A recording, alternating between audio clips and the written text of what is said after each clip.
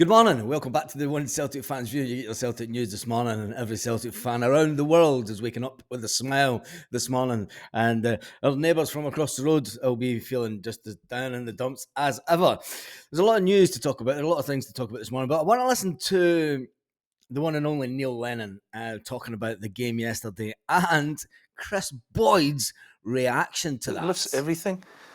They've obviously got the Maroon game to negotiate before the break. If they can do that, then it's been a great day for them. 2 weeks ago, everyone was pointing the fingers at them and pointing the fingers at the players and criticising them, and then they've bounced back with 3 consecutive wins. But this was pivotal because one, Rangers are improving. They've already won a trophy. Clermont was unbeaten in 16 games.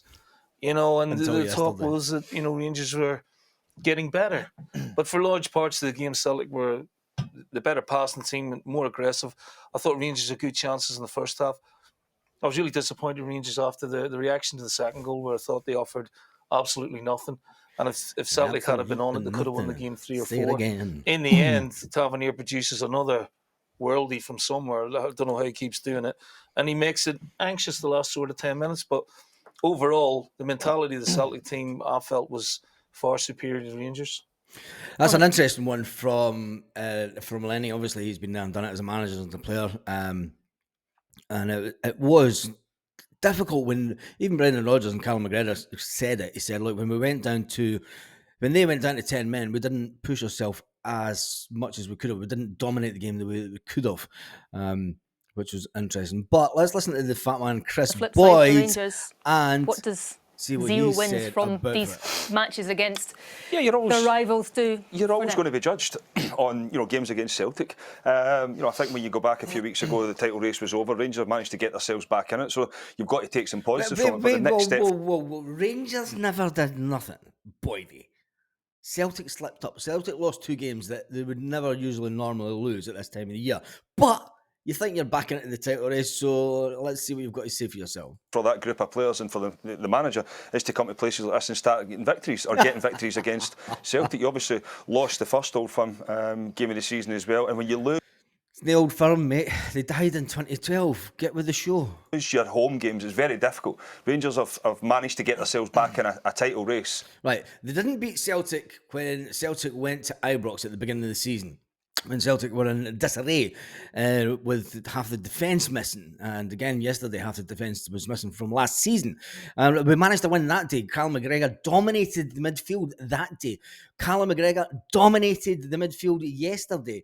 But he takes his blue-tinted specs and he still thinks that they are in with a shout. Okay, when it comes to it, if they win their 2 games in hand, it is only down to 2 points. And I fully expect Celtic to go on a massive run after the break, like they do every year, apart from obviously the COVID year where it all went wrong. Celtic generally, after the break, after the winter shutdown, go on a tremendous run. And Brendan Rodgers will make sure that this team does that again. You go and win your 2 games in hand and you're back to 2 points behind Celtic. But listen, it's one of those ones now where you go again on Tuesday. Rangers must go and win that game of football on Tuesday now to at least give them that break. You would imagine there will be new players arrive. There might be players leaving. You do get the sense that Philip Clermont isn't happy with every single person he's put an arm around them. He's used them to get to this period of time where he might try and move a few on. How many times? Like Brendan Rodgers said in the press conference yesterday, he says, every time that I come here, someone says the Rangers are coming. And we still haven't seen them. He said, I've seen 5 managers at my time at Celtic. And every time, they're coming. And they still don't do it. Brendan Rodgers is completely dominant when it comes to derby games. Let's face it. Listen, it's difficult, Neil will tell you, to try and get players out. It's not easy.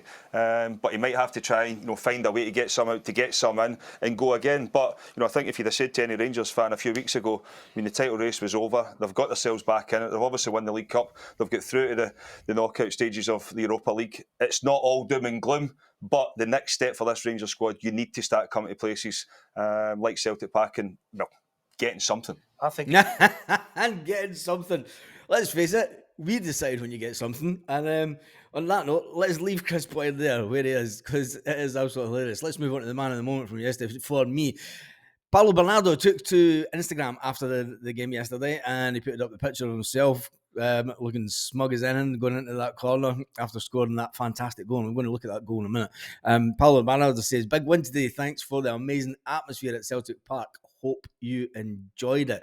Now, let's look at the goal from Paulo Bernardo. It wasn't his first chance at trying to get a goal in the game yesterday. It was his second. He tried to get a one with a header just a couple of minutes before.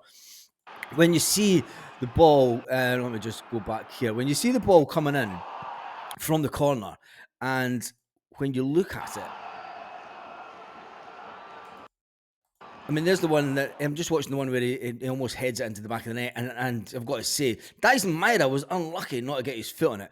When Lewis Palmer then comes up and takes the corner a couple of minutes later, and it heads out by the Rangers defender. Paulo Bernardo, for me, is in the perfect position. Now, if you watch this picture, you see Paulo Bernardo is just sort of on the edge of the box. Callum McGregor is just outside the box for any balls that come out there. He's quite well positioned. Paulo Bernardo is, I've always said it. When I used to go to games, I would always say that why doesn't a player come in from the back corner, from the opposite corner? Up here, just where Paulo Bernardo's, because there's umpteen times that the ball ends up out in that area.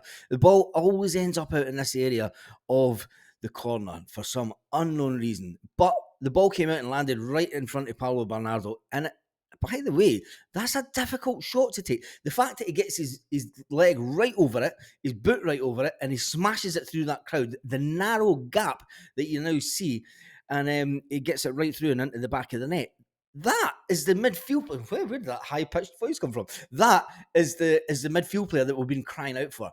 That is the midfield player that we hoped Paulo Bernardo would now become. Hopefully, Paulo Bernardo can move on. Never mind buying players from the Far East that don't know European football. Paulo Bernardo is the player that I hoped he would become. And it's okay, let's say that after he scores one goal, but he scored 2 goals in 2 games.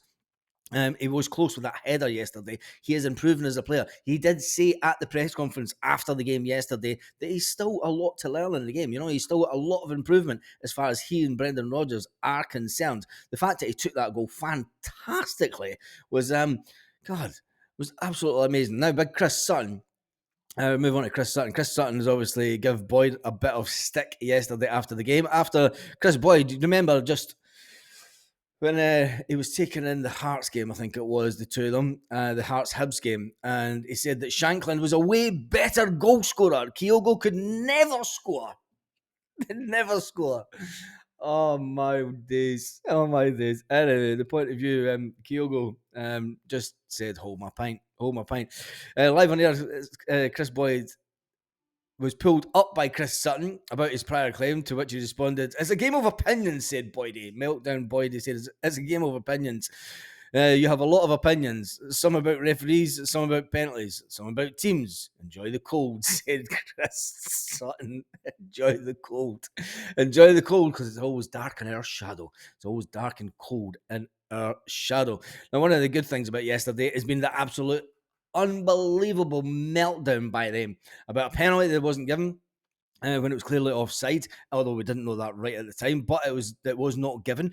I couldn't believe personally myself when I saw it. I thought it's a penalty all day long. They're going to give that as a penalty. When VAR didn't give it as a penalty, I do think that it's something that the referees need to look at. But they did call it right. VAR looked at it and they said, no, the 2 Rangers players, and when you've seen the Rangers players were offside. So why they're going to the SFA and crying about it, it's just that makes the end of the year absolutely even better. Now, I want to finish the video on a bit of it's quite a moment, actually, because this year I lost a good personal friend. And it was unfortunate I couldn't get to his funeral. And I used to speak to this guy a lot about football. And it's the late, great David Potter. And the CelticStar.com release every day the David Potter diaries. And it's quite a poignant moment, actually, because on the 31st of December, David Potter, he wrote his book about Jimmy McNee. And it's interesting because on the 31st of December 1910, Celtic closed 1910 with a fine 5-0 win over Raith Rovers. And Raith Rovers obviously come from Kirkcaldy, and that's where David Potter came from. And it's a kind of weird ending to a video, because when I look back at Davy Potter. If you didn't know Davy Potter, he was a Celtic historian. He was official Celtic historian. He wrote about 34 books about Celtic. What he didn't know about Celtic, I used to go on the bus after games, and we would talk about the games and the tactics and everything. And there would be the odd time that you could ask Davy Potter a question about anything Celtic related, and he was like an encyclopedia for Celtic. And it was heartwarming to know that there were Celtic officials at his funeral this year. And I want to dedicate this video to the one and only Davy Potter.